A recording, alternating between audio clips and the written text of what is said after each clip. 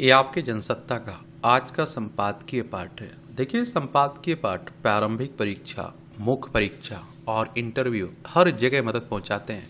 चाहे आप लोग सिविल सर्विस एग्जाम की तैयारी कर रहे हो या फिर किसी स्टेट पीसीएस एग्जाम की तैयारी कर रहे हो, तो इसे जरूर पढ़ा करिएगा।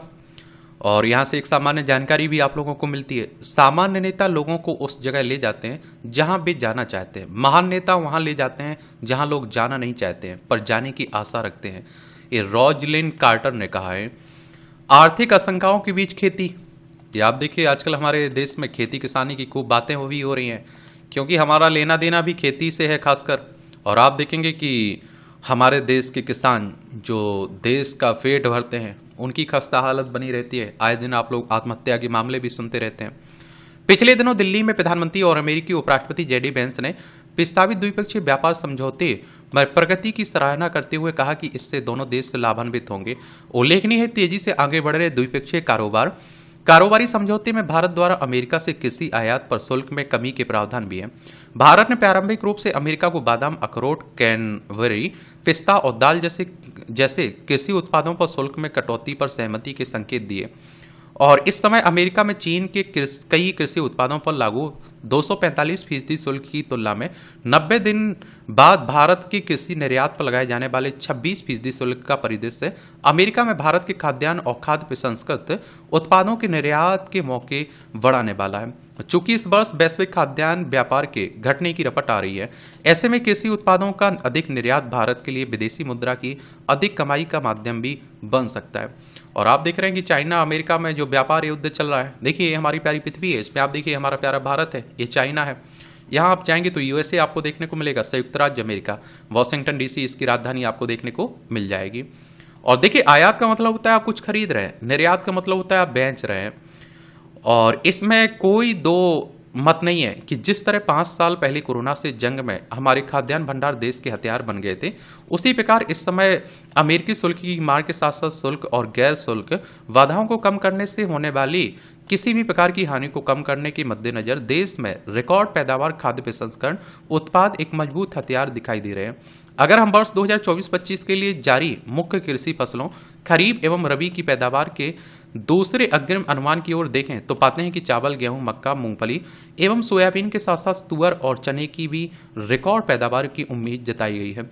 यह कोई छोटी बात नहीं है। देश में कुल खाद्यान्न उत्पादन 33 करोड़ टन से भी अधिक होने का अनुमान है। और इसी तरह फल और सब्जी उत्पादन में भी तेज वृद्धि होगी। इतना ही नहीं, ये वर्ष 2024-25 के सकल घरेलू उत्पाद में जीडीपी में कृषि और संबद्ध क्षेत्रों में योगदान में 4.6% वृद्धि हो सकती है।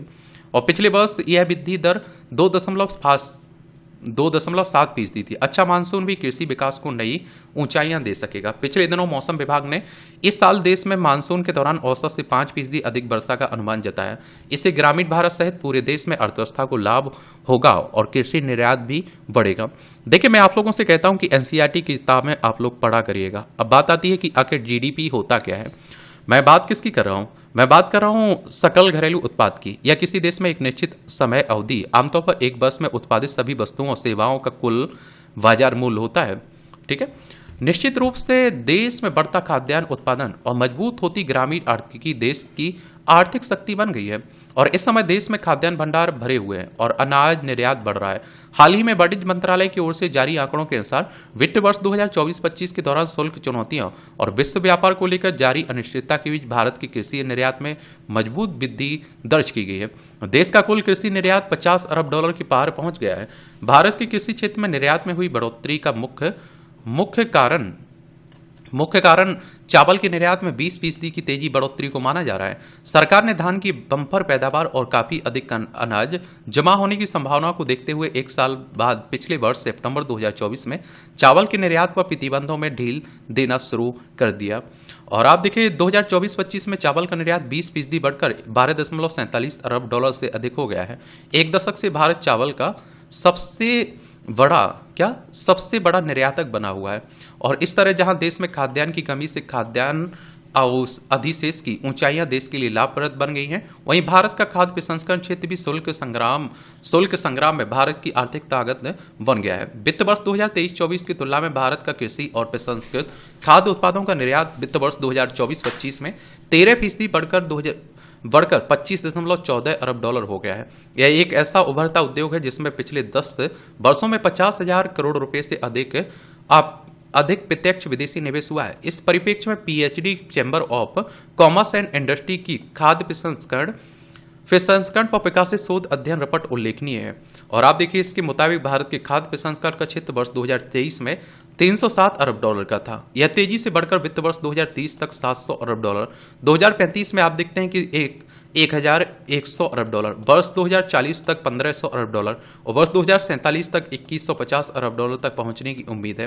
रिपोर्ट में कहा गया है कि कृषि एवं खाद्य प्रसंस्करण क्षेत्र में निर्यात लगातार बढ़ते हुए वर्ष 2030 तक 125 अरब डॉलर, 2035 तक 250 अरब डॉलर, वर्ष 2040 तक 450 अरब डॉलर और 2047 तक 700 अरब डॉलर की ऊंचाई पर पहुंच जाएगा। ये आप देखिए, इस नए व्यापार युग में कृषि और ग्रामीण विकास के आधारों को और मजबूत बनाना होगा और 2047 तक हम लोग क्या विकसित भारत बनने की बात भी कर रहे हैं। निश्चित रूप से अमेरिका की ओर से थोपे गए शुल्क से इस समय देश की आर्थिकी को होने वाले किसी भी नुकसान की भरपाई के साथ भविष्य में भी अन्य किसी भी वैश्विक आर्थिक चुनौती का मुकाबला करने के लिए कृषि और ग्रामीण अर्थव्यवस्था को संभालने पर तेजी से काम करना होगा। इसमें कोई दो मत नहीं है कि कृषि के बुनियादी ढांचे निवेश पर पिछले एक दशक में रणनीति पूर्वक ध्यान दिए जाने के अच्छे परिणाम मिले हैं। सूचना प्रौद्योगिकी तक पहुंच बढ़ने से ग्रामीण शहरी दूरियों में कमी ला दी है। भारतीय किसान तेजी से डिजिटल भुगतान, फसल बीमा और बैंकों से औपचारिक ऋण की सुविधाओं की तरफ तेजी से बढ़ रहे हैं। उम्मीद है कि अमेरिका के साथ पारस्परिक शुल्क पर सहमति, कृषि उत्पादों पर शुल्क की कमी प्रस्तावित भारत अमेरिकी कारोबार समझौते को तेजी से अंतिम रूप देने की रणनीति दोनों देशों के लिए लाभप्रद होगी। उम्मीद की जानी चाहिए कि सरकार ने जिन कृषि उत्पादों पर 50% से अधिक के अतिशय शुल्क लगाए, उन्हें तार्किक बनाने की डगर पर तेजी से आगे बढ़ेगी। यह भी उम्मीद करें कि सरकार भारत के अधिक मूल्य वाले कृषि निर्यातों जैसे आम, केला या आप देखिए अंगूर, अनार आदि को अमेरिका के बाजारों में वरीयता के आधार पर पहुंच दिलवाने के साथ साथ जिन कृषि उत्पादों को लंबे समय से अमेरिका में नियामकीय अड़चनों का सामना करना पड़ रहा है, उनके लिए रणनीति पूर्वक भारत के लिए अवश्य आगे बढ़ेगी। व्यापार युद्ध के इस नए दौर में भारत दमदार कृषि आधार तैयार करते हुए आगे बढ़ेगा। रिकॉर्ड खाद्यान्न उत्पादन, बढ़ता खाद्य प्रसंस्करण उद्योग और बढ़ता कृषि और खाद्य प्रसंस्करण निर्यात नए व्यापार जंग में भारत के लिए एक मजबूत और असरकारक आर्थिक उपकरण के रूप में दिखाई देगा। आप लोग क्या सोचते हैं? अपनी राय आप लोग बता सकते हैं। अब देखिए, अमेरिका पर तो हम लोग कुछ नहीं कर सकते हैं। अब आप देखते हैं कि वो टैरिफ लगाए, कुछ भी करे। हमारे पास क्या ऑप्शन है, उनसे हम क्या फायदा उठा सकते हैं, उस पर हमें फोकस करने की जरूरत है। साहचर बनाम एकाकीपन, ये आप देखिए सहस्त्र वर्षों से मानव जीवन में एक अनंत लंबी यात्रा की है। आदमी कहां से चला और कहां पहुंच गया, सहकार और समूह में सुरक्षा और विकास की कुलांचे भरते मनुष्य ने विकास के लिए अब नितांत एकाकीपन को चुना है। बस इसी यात्रा में आज आदमी एकाकी होकर जितना निहीर होकर बेबस हुआ, उतना यह उस दौर में भी नहीं था जब जंगलों में जीवन बसर कर आगे बढ़ना सीख रहा था। और साहचर और एकांत दोनों के अपने अपने रंग होते हैं, लेकिन नितांत अकेलेपन के बिखरे रंग बहुत गहरे और स्याह हैं जो खुद चुनने वाले आदमी को लीलने लगे हैं। कभी आदमी के कानों में साहचर का सुखद संगीत गूंजता था, लेकिन आज अपने चुने एकांत की गहरी चुप्पी ने मन को न केवल झकझोर दिया बल्कि उसे तोड़कर रख दिया। यह युग कुछ ऐसा है जहां यह एकांत अनचाहे ही मनुष्य के जीवन में दस्तक देकर डेरा बना बैठा है। मेलों की उमड़ती भीड़ में भी अकेला पड़ता आदमी आज के समाज की एक ऐसी सच्चाई बन गया जो न केवल व्यक्तिगत जीवन को प्रभावित कर रहा है बल्कि सामाजिक ताने बाने को भी धीरे धीरे छिन्न भिन्न कर चुकी है। एक खामोश त्रासदी सा बिखर गया सारा परिवार जो पहले आश्रय था आज बोझ लगने लगा। संयुक्त परिवार जो कभी हंसी खुशी और आपसी संबल का प्रतीक थे अब अतीत की कहानियों में सिमट गए। राष्ट्रीय परिवार स्वास्थ्य सर्वेक्षण 2021 के अनुसार भारत में एकल परिवारों की संख्या में पिछले 2 दशकों में 30% की वृद्धि हुई है। यह आंकड़ा भी काफी किंतु परंतु में लिपटा है। यह कोई खेल नहीं है बल्कि एक ऐसे सामाजिक विघटन का घोतक है जो हमें रोने, सिसकने और टूटने के लिए अकेला छोड़ चुका है। आज का मनुष्य अपने ही घर में अजनबी सा हो गया है। बच्चे अपने माता पिता से दूर, पति पत्नी अपने कार्य क्षेत्रों में व्यस्त, बुजुर्ग अपनी यादों के सारे एकाकी जीवन से संत्रस्त होने को मजबूर हैं। यह आप देखते हैं मनहूसियत केवल शारीरिक दूरी की नहीं बल्कि भावनात्मक स्तर पर की भी कब्र खोद रही है। अब एक बेटा अपने पिता से फोन पर औपचारिक बातें करता है, एक माँ अपने बेटी को साल में एक बार ही देख पाती है, फिर सब कुछ काल की गाल में दफन हो जाता है। वास्तव में सामूहिकता का संस्कार वह धागा था जो हमें अपने जनों को उससे जोड़े रखता था, मगर आधुनिकता की चकाचौंध में यह धागा गल चुका है। एक सर्वेक्षण के मुताबिक भारत में 18 से 35 वर्ष वर्ग के 62% युवा यह मानते हैं कि पारंपरिक संस्कार के उनके लिए प्रासंगिक नहीं है। युवा पीढ़ी ने नए सृजन की चाह में जो खोया उसे खुद समझ नहीं आ रहा है वह क्या तलाशने निकला था और क्या आप देखिए हाथ लगा। आज यह बदलाव केवल जीवन शैली तक सीमित नहीं है बल्कि यह हमारे सोचने समझने के तरीकों को भी प्रभावित कर चुका है।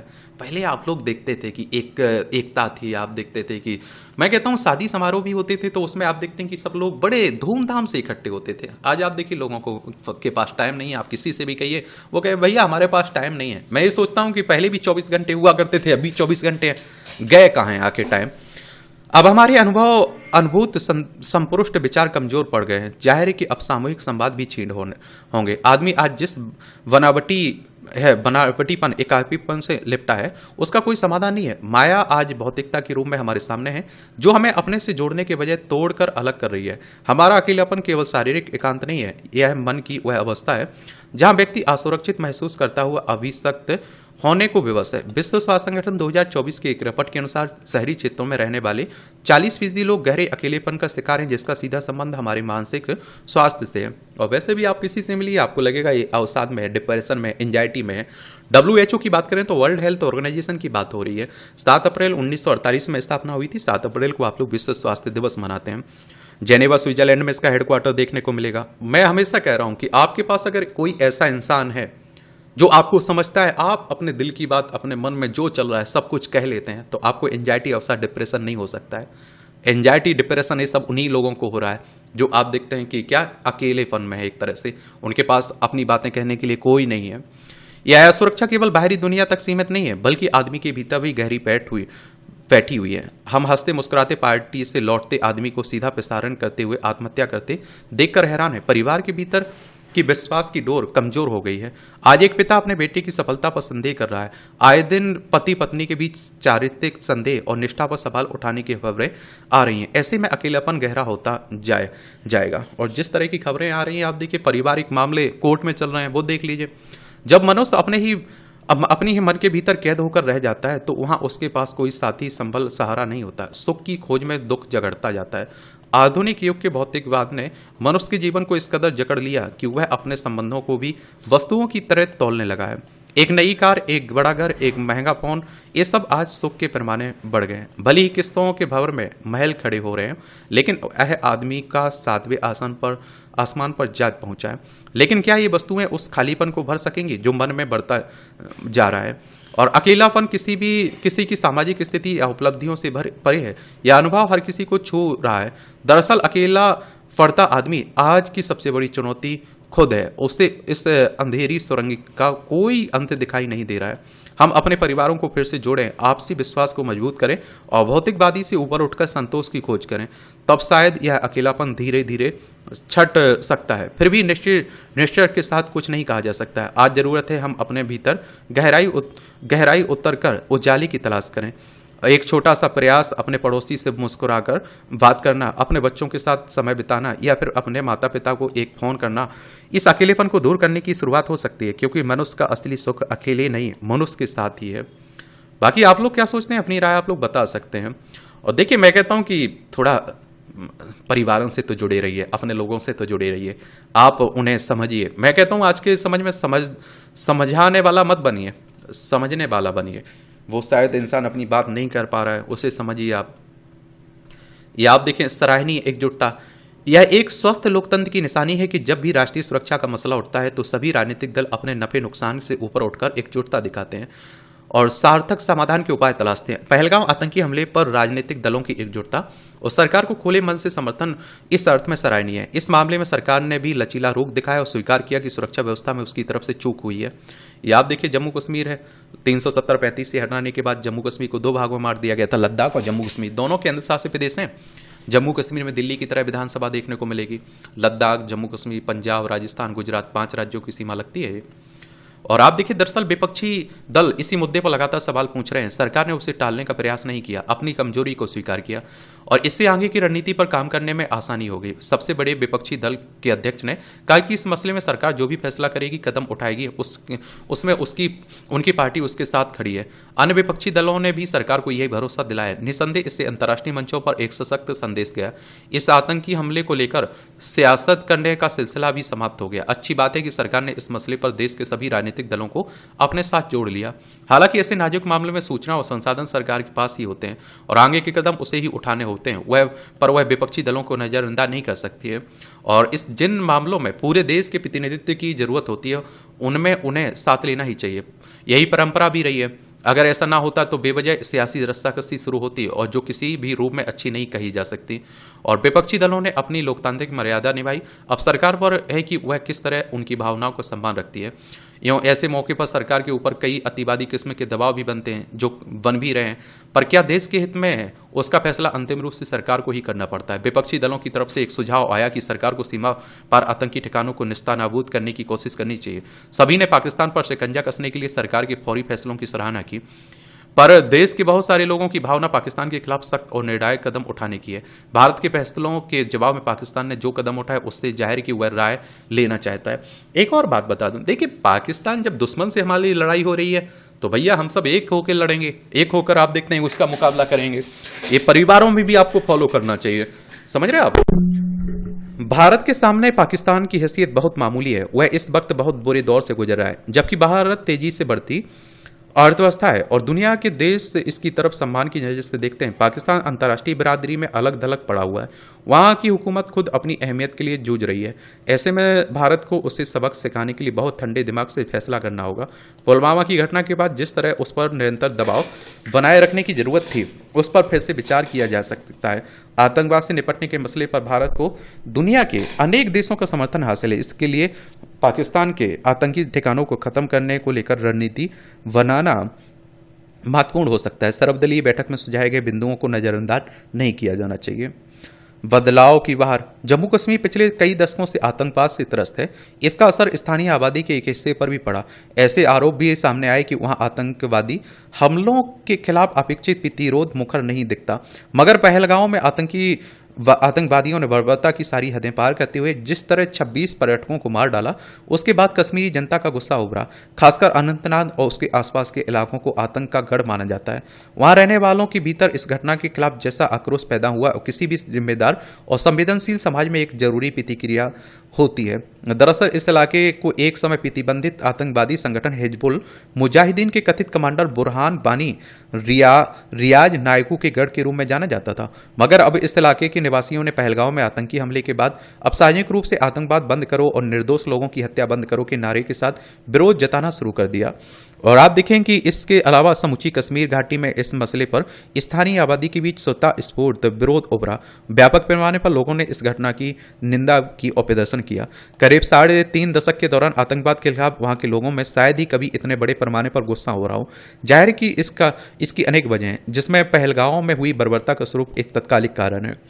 और सच है कि कश्मीर में इस बड़े बदलाव के पीछे आतंकवादी संगठनों के हमलों की वह निरंतरता है, जिसकी मार कश्मीर को झेलने पड़ती है। दरअसल समूचा कश्मीर पर्यटन से जीवन पाता है और यह वहाँ की अर्थव्यवस्था का मुख्य आधार भी है। और आतंकवाद की आग ने वहाँ के पर्यटन उद्योग पर कैसा असर डाला, यह किसी से छिपा नहीं। पिछले कुछ वर्षों में धीरे धीरे सहजता आने की वजह से कश्मीर में पर्यटक फिर से जोर पकड़ रहा था। वहाँ के स्थानीय लोगों को शांति, लोकतंत्र, स्थिरता की अहमियत समझ में आ रही थी। कश्मीरी आवाम की इस भावना को उम्मीद की एक किरण के तौर पर देखा जा सकता है। और आप देखेंगे, अगर कोई कहे कि नहीं मुस्लिम के हितैषी थे, ये जम्मू कश्मीर के हितैषी थे, तो दुनिया का सबसे बड़ा झूठ है। ये कौन? ये आतंकवादी। आप सोचिए कि सबसे ज्यादा नुकसान इस घटना से अगर किसी को हुआ है तो वो जम्मू कश्मीर के लोगों को, जम्मू कश्मीर को हुआ। आप सोचिए कि जो पर्यटन लोग जाते हैं, जो घूमने जाते हैं, उससे सबसे ज़्यादा रोजगार फायदा किसका है? वहाँ के लोगों का। और पर्यटन क्षेत्र अर्थव्यवस्था में सबसे ज़्यादा योगदान भी देता है जम्मू कश्मीर में, तो वो भी आप लोग देख रहे हैं। तो ये आप देखते हैं कि ये इंसानियत के, मानवता के दुश्मन है, और मैं कहता हूं कि सभी को मिलकर इनका मुकाबला करना चाहिए। और मैं कह रहा हूं कि वहां कहीं छिपे हों तो एक तरह से सरकार को, आप देखते हैं कि वहां के लोगों को ही पकड़ के सरकार के हवाले कर देना चाहिए, एक भरोसा कायम रहेगा। और क्या बोल सकते हैं, आप लोग क्या सोचते हैं? अपनी राय आप लोग लिख सकते हैं। आपका कोई सवाल हो, मेरे लिए सुझाव हो, तो जरूर आप लोग बता सकते हैं। पढ़ते रहिए, अच्छे से मेहनत करिए आप लोग। धन्यवाद।